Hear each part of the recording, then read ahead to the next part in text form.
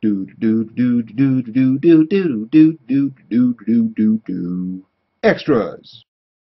The mystery of the death of Matthew Patel, the old man who wanted to avenge his dumbass son's death, was not actually solved in the next episode because it mostly got forgotten by the players in the face of more important events. But episode 14 is the one that presented the mystery, so if not whodunit, let's at least talk about how.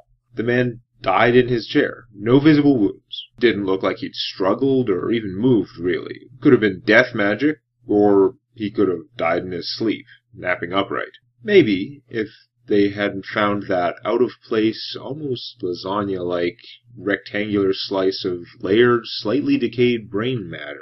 How did it get there on the carpet? With Angel's spot, search, and now scent abilities, they were quite certain there was no trail between the flesh and the body. As a certain human ancestor of Mr. Spock was known to say, when you've eliminated the impossible, whatever remains, however improbable, must be the truth. If the flesh did not traverse the space in between, then it must have teleported. And given that, it most certainly fits the profile of a psionic power called Decerebrate. Not disintegrate, decerebrate.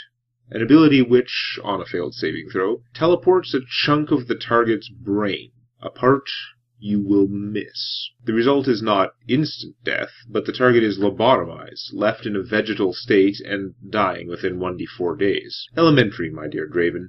As for who, you'll have to find out next time on Tales of... Damn it, not now. Also, that's not even true. You'll have to find out in Extras number 15. So, what's with the Drooling Guy?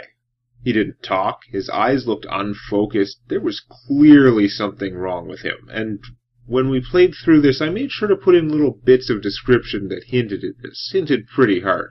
When the Warbonders hulked out, he was the first to go. The transformation was pretty strong. It added a few hit dice, but the main effect was to emulate Bear's Endurance, Righteous Might, or the evil version thereof, and Divine Power, which, if you add it up, that's a hell of a lot of stats. The Gumby-like transformation granted Divine Agility instead, a spell that gives just a flat +10 dex, and that transformation gave some less spell-like buffs as well, granting Combat Reflexes, Spring Attack, and a couple Sneak Attack dice. Either way, that's a lot of stats. You can see how that kind of power would be tempting, how it would give them an edge, maybe even a fighting chance against the evil Diluvians who stole their homeland. Freedom fighters or terrorists around the world would jump at that kind of power. It's like turning a regular guy, a fisherman or a merchant, into a man who can fight trained soldiers 6-on-1. Of course, battling the Empire doesn't really work that way. The ability to take out a couple of squads would bring 10 squads. Defeating 10 squads would probably bring a monitor. There's no winning that way.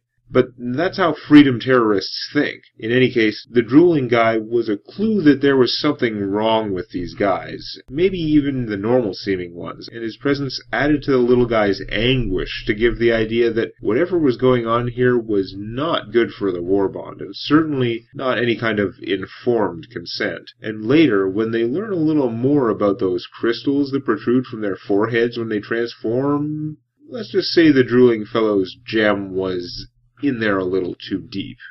That was a hell of a secret tunnel, cut in a rough 20-foot diameter circle, except with a flattened bottom, and dozens of miles long. Not only was there a full underground campsite every 8 hours ride, but at the halfway marks were smaller alcoves for pit stops, with at least 20-foot deep waste pits, and with access to water trickling down into a trough from underground aquifers. Some pretty impressive engineering, if that's what it was. The tunnel also stretched off in the opposite direction, towards the Peace Bond or even the ocean, and from back there they would hear a repetitive rumbling sound, often lasting for hours, resonating down the tunnel. Later, they discovered the tunnel had been made by a delver, a huge, slug-like subterranean beast with massive earth-moving claws in front, which secretes a cocktail of rock-dissolving acid from all over its front and underside. That explains the size of the tunnel, and it means it may have been dug over weeks rather than years or decades. And it would make sense for the Warbond to want a tunnel under the Peace Bond. If they could disguise the entrance, it would enable them to launch surprise attacks from behind enemy lines. But how did they get this monster to help them? And what was the purpose of this tunnel heading inland that the party was following? You'll have to find out next time on Tales... No, we're not doing that. It's just an extras.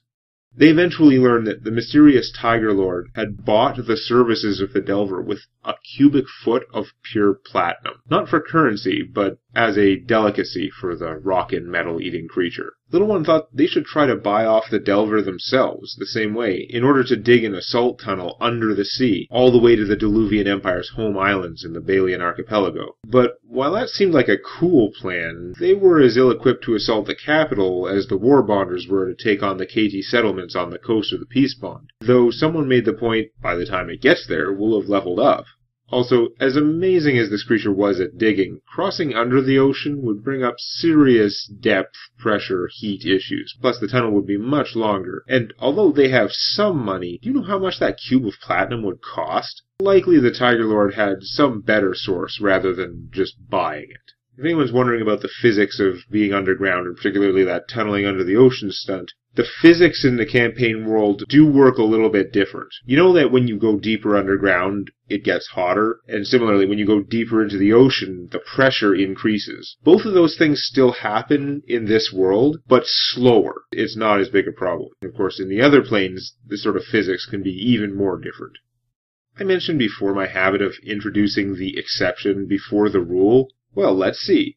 The very first Formian they run into is a renegade who had broken free of the hive mind. Do you have any idea how rare that is? The Tiger Lord later bemoaned his loss, less for his power than because he was damned near unique. And of course, his own powers were somewhat different than a normal Formian lieutenant. Then there was the Crystal Golem, the first proper golem they encountered, though I suppose you could argue that big warforged like the Lumberjack aren't all that different. But the first golem is flat out immune to magic, whereas I've made most golems in my setting only resistant rather than immune, though I give most of them an array of element resistances to help compensate. Some viewers have pointed out that standard golems are only immune to spells that allow spell resistance, and that once you include all the various source books, there are loads of spells that ignore SR. Why make already overpowered spellcasters even stronger? Well, I mostly missed the SR part about the golems, and my change makes a lot more sense if golems were truly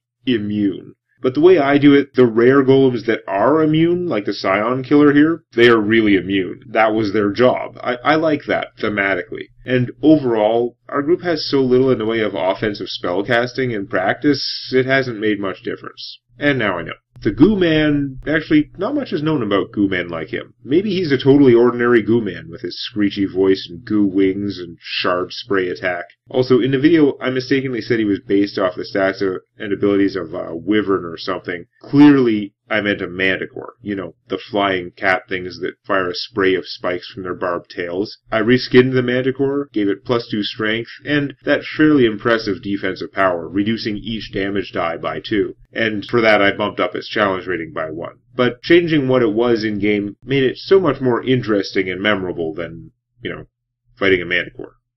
The stinger at the end of this episode is just a short version of a conversation they overhear next time on... Damn it, not now.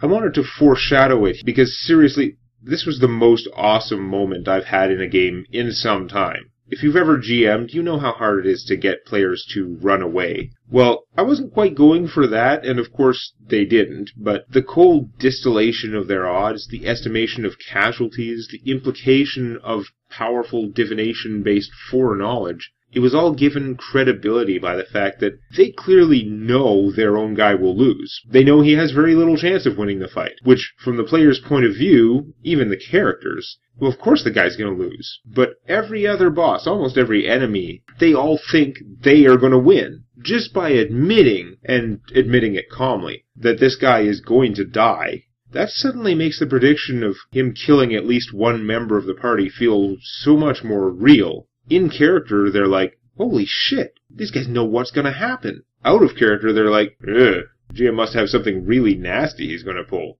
It caused actual dread around the table. And that's awesome. Thanks for watching, and please like, share, and subscribe to my Twitter for my silly D&D house rule of the day, and watch me play and analyze Hearthstone on my Demonac Games channel.